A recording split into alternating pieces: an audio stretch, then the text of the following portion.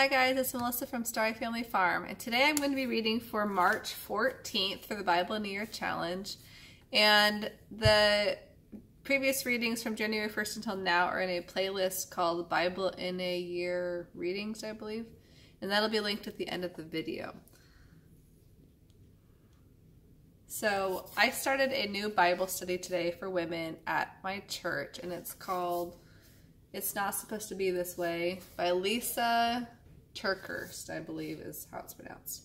So I would encourage you to get involved in something like this in your church, a small group or a Bible study or something, just to grow in your faith and to get new perspectives on stuff that you've read and have maybe interpreted a different way than someone else, and gets you thinking about their point of view, and maybe you missed something. Also, it's great for fellowship with other Christians and building those relationships. Okay, so for March 14th, the reading is going to come from Deuteronomy 9 through 10, Proverbs 31, and Luke 15. Deuteronomy chapter 9, Victory by God's Grace. Hear, O Israel, today you are about to cross the Jordan River to occupy the land belonging to nations much greater and more powerful than you. They live in cities with walls that reach to the sky. They are strong and tall, descendants of the famous Anakite giants. You've heard the saying, who can stand up to the Anakites?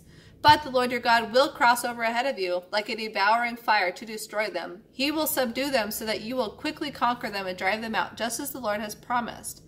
After the Lord your God has done this for you, don't say to yourselves, the Lord has given us this land because we are so righteous.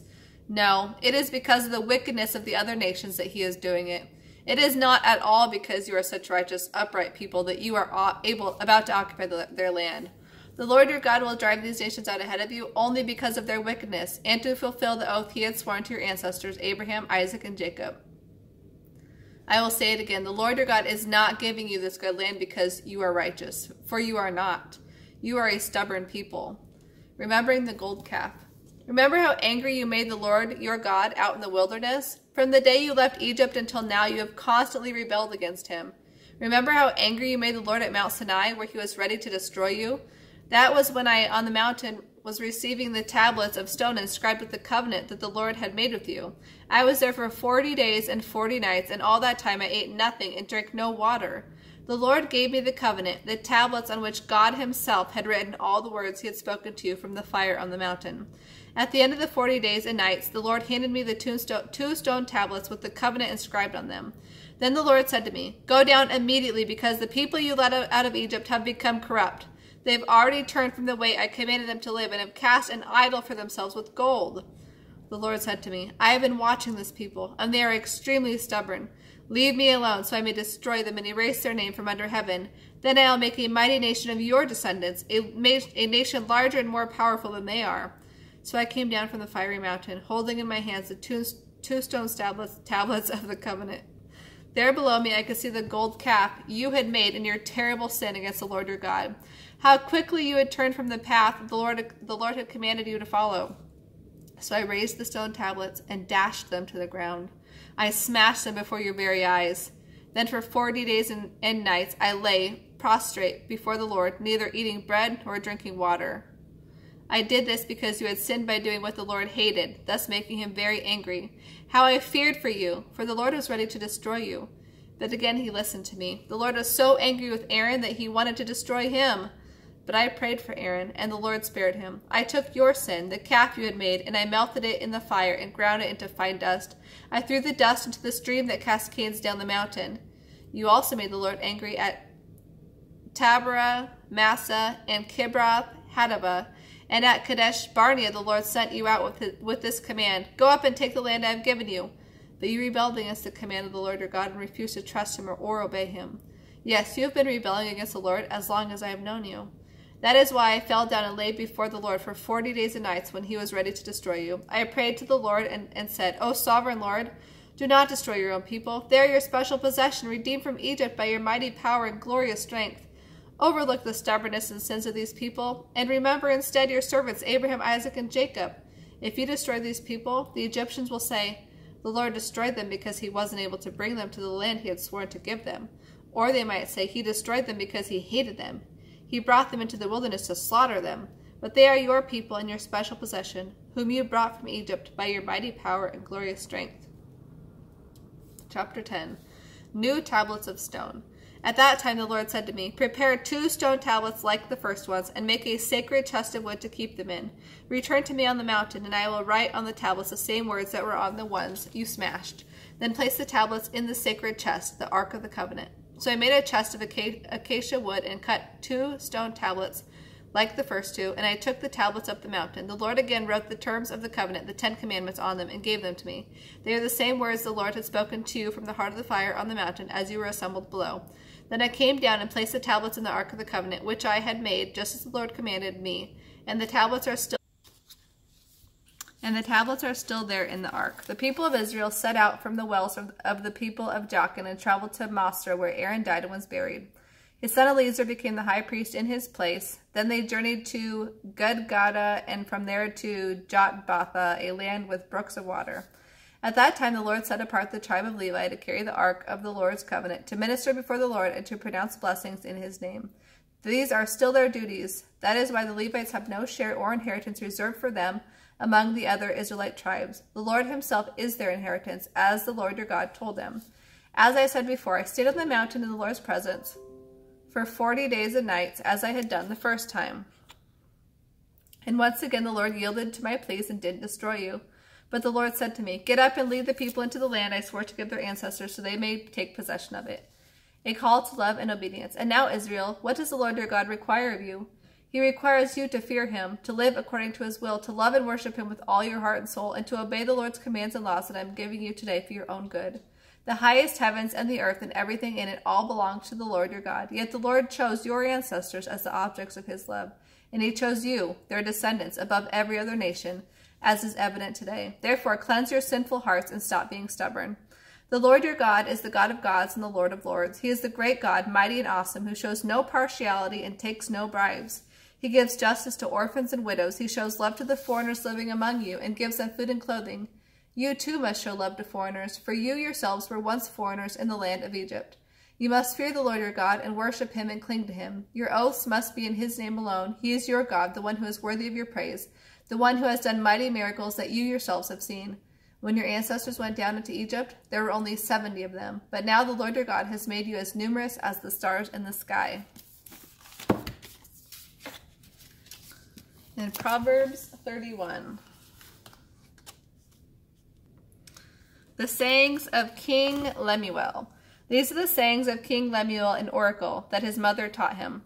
O my son, O son of my womb, O son of my promises, do not spend your strength on women, on those who ruin kings. And it is not for kings, O Lemuel, to guzzle wine. Rulers should not crave liquor. For if they drink, they may forget their duties and be unable to give justice to those who are oppressed.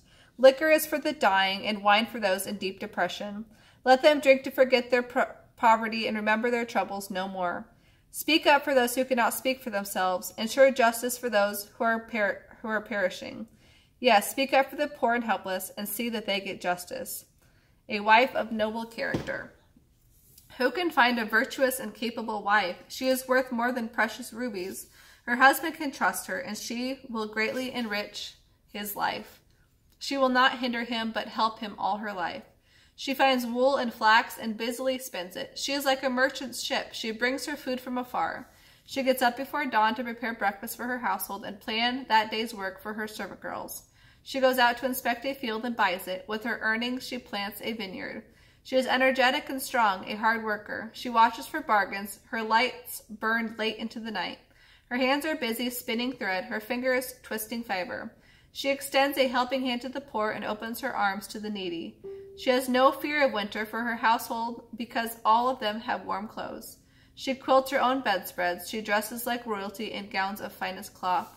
Her husband is well known, for he sits in the council meeting with the other civic leaders. She makes belted linen garments and sashes to sell to the merchants. She is clothed with strength and dignity, and she laughs with no fear of the future. When she speaks, her words are wise, and kindness is the rule when she gives instructions. She carefully watches all that goes on in her household and does not have to bear the consequences of laziness. Her children stand and bless her. Her husband praises her. There are many virtuous and capable women in the world, but you surpass them all. Charm is deceptive, and beauty does not last. But a woman who fears the Lord will be greatly praised. Reward her for all she has done. Let her deeds publicly declare her praise. That's good. To be a woman like that. Those are goals. Okay. And that is all for Proverbs. We finished Proverbs. There's just so much good stuff in there, though. It's hard to remember it all. So we have to keep reading it. Okay, Luke 15. Story of the lost sheep.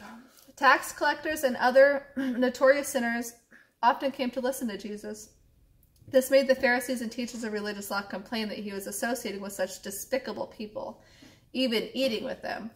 So Jesus used this illustration. If you had 100 sheep, and one of them strayed away and was lost in the wilderness, wouldn't you leave the 99 others to go and search for the one lost one until you found it?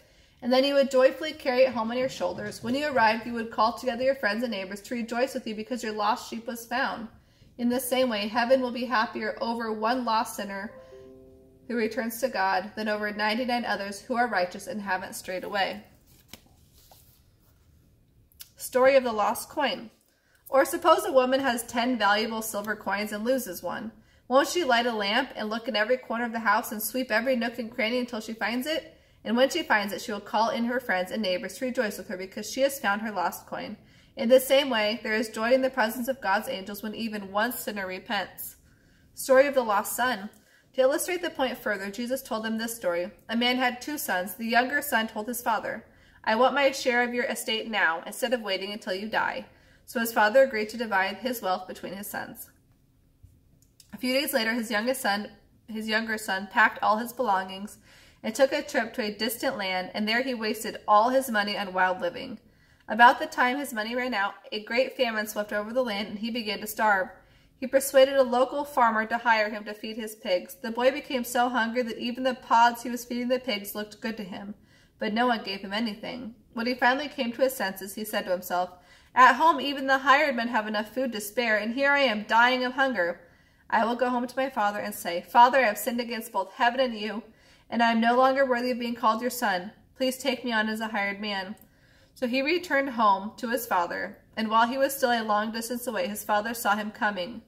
Filled with love and compassion, he ran to his son, embraced him, and kissed him. His son said to him, Father, I have sinned against both heaven and you, and I am no longer worthy of being called your son. But his father said to the servants, Quick, bring the finest robe in the house and put it on him. Get a ring for his finger and sandals for his feet, and kill the calf we have been fattening in the pen. We must celebrate with a feast. For this son of mine was dead and has now returned to life. He was lost, but now he is found. So the party began. Meanwhile, the older brother was in the fields working. When he returned home, he heard music and dancing in the house, and he asked one of the servants what was going on. Your brother is back, he was told, and your father has killed the calf we are fattening and has prepared a great feast. We are celebrating because of his safe return. The older brother was angry and wouldn't go in. His father came out and begged him, but he replied, All these years I've worked hard for you and never once refused to do a single thing you told me to. And in all that time, you never gave me even one young goat for a feast with my friends. Yet when this son of yours comes back, after squandering your money on prostitutes, you celebrate by killing the finest calf we have. His father said to him, Look, dear son, you and I are very close, and everything I have is yours. We had to celebrate this happy day, for your brother was dead and has come back to life. He was lost, but now he is found. That is all for today's reading, and I will see you next time.